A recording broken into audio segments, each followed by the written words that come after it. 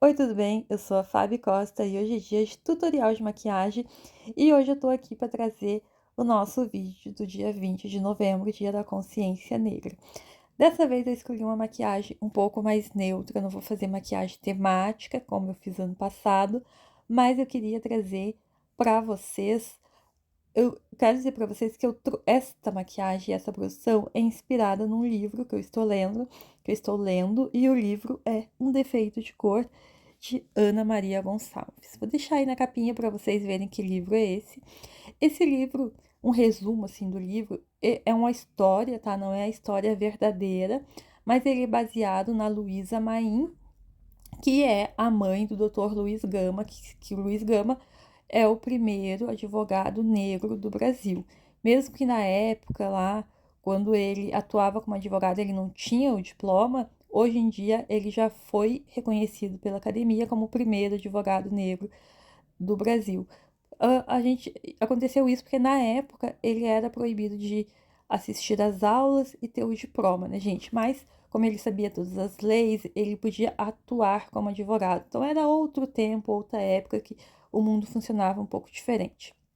Então, Luiz Gama, filho de Luísa Maim, e Luísa Maim, no Um Defeito de Cor, ela é a Kenindé. Kenindé é uma menina negra lá da África que foi capturada e trazida para o Brasil muito novinha, aí entre os seus 8 e 9 anos de idade. Então, a gente tem toda. O livro começa ali. O livro começa, na real, com a historinha da autora do livro, contando que foi para Bahia e tal. E aí a gente entra na história de Kenindé. Kenindé vivia na África com a sua mãe, seus irmãos e sua avó. Aconteceu uma série de fatos. E no fim, Kenindé acaba vindo para o Brasil como escrava, né, gente? Então ela faz toda aquela viagem no navio negreiro, toda aquela tortura psicológica, né, que era a viagem. Chega no Brasil, vai parar no armazém lá de venda dos escravos, até que ela chega numa fazenda, numa ilhazinha lá na Bahia. E lá ela começa a viver a história dela no Brasil, essa história aí pautada pela escravidão.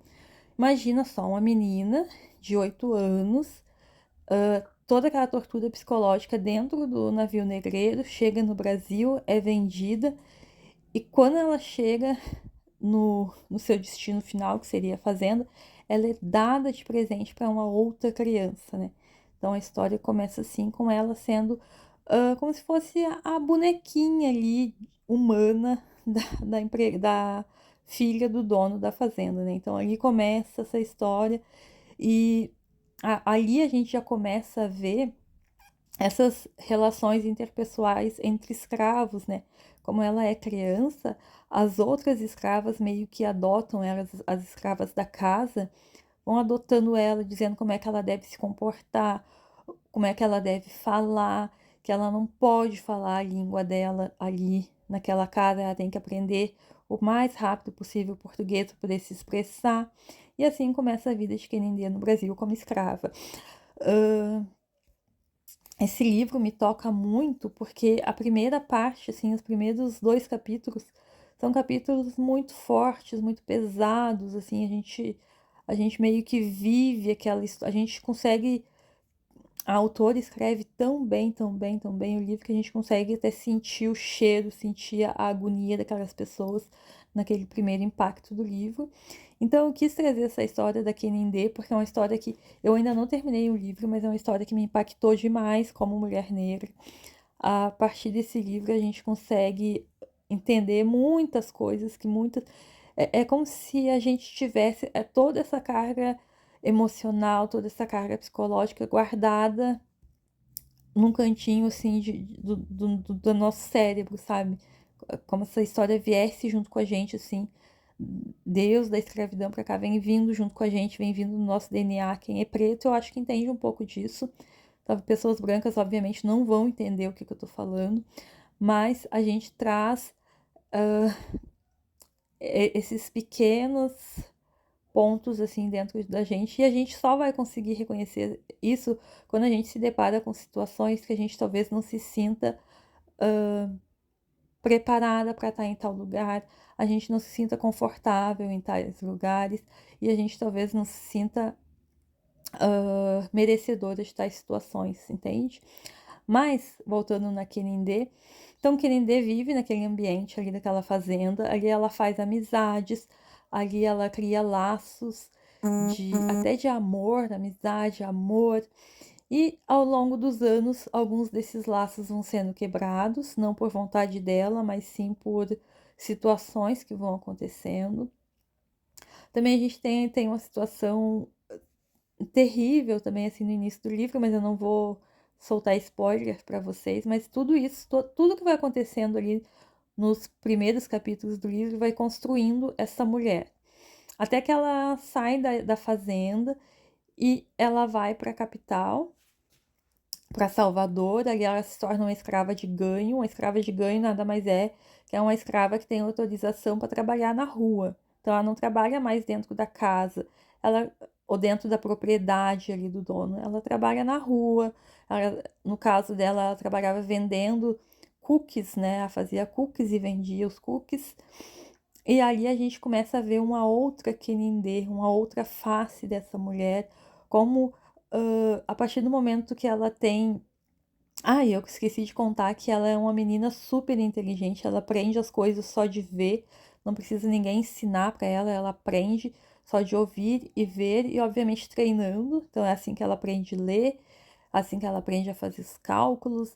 Então, quando ela chega na rua, ela já é uma mulher extremamente inteligente, ela já fala outras línguas, ela sabe ler, ela, tipo assim, ela tá super preparada para viver aquela vida ali que naquela época tu ser um escravo de ganho já era uma grande alcance assim para ti, né? Apesar de tu ter que pagar ali a tinha que fazer muito dinheiro porque tu tinha que ainda pagar o teu dono, né, para te poder trabalhar na rua. Tu praticamente estava trabalhando para ele e não para ti. Mas mesmo assim era um pouco mais de liberdade que ela tinha, um pouco mais de individualidade, vamos dizer assim, ela podia ter mais independência, se podemos, se for possível falar isso. Então, ali nesse momento da história, a gente vê como as mulheres sempre foram muito guerreiras. Eu não quero usar a palavra guerreira, que acaba aparecendo. Para mim, hoje em dia, a palavra guerreira já perdeu a conotação de mulher forte, e sim de mulher que tem que sempre matar um leão por dia para viver. Mas a partir do momento que ela tá na rua, a gente vê como ela é inteligente, como ela é uma mulher sagaz, como ela é esperta, como ela é. Assim, ó, a partir do momento que ela teve a oportunidade, ela começou a fazer a vida dela, sabe? Ela começou a ter uh, autonomia. E isso é muito importante, né? Isso a gente vê hoje em dia, isso a gente está vendo aí acontecendo as pilhas dentro das comunidades, dentro das favelas. A partir do momento que tu dá oportunidade para uma mulher negra, para um homem negro, essa pessoa, a tendência é essa pessoa expandir, porque não é que uma pessoa, um pedreiro, ele não é burro, uma empregada doméstica, ela não é burra. O que falta para ela é a oportunidade de trabalhar em outras áreas. A mesma coisa para o homem, o que falta muitas vezes é a oportunidade de focar em outras áreas da vida que não tentar se manter vivo e se sustentar nessa sociedade que a gente vive, né?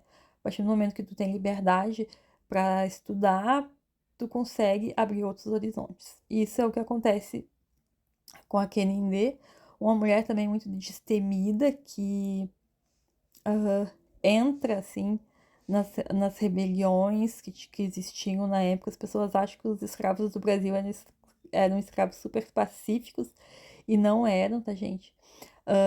Eu digo para vocês, eu iniciei esse vídeo falando que o livro é uma história fictícia em partes, mas tem muita realidade. Quando eu falo das revoltas, na Bahia teve a revolta dos malês, que foi sim algo que aconteceu realmente. Foi um levante dos escravos que aconteceu realmente.